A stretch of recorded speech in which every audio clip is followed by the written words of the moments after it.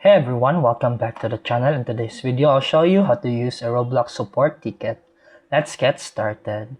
First, open your browser and go to roblox.com/support.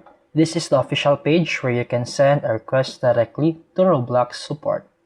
What you need to do first is enter your username, email, and device type.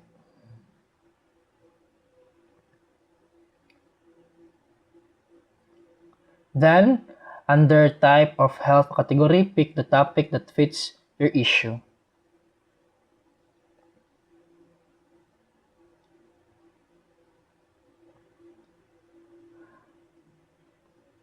Once everything looks good, click the submit.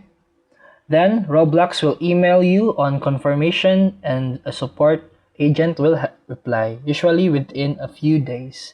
And that's it for today's video. If you found this helpful, please like and subscribe for more videos. See you in the next one.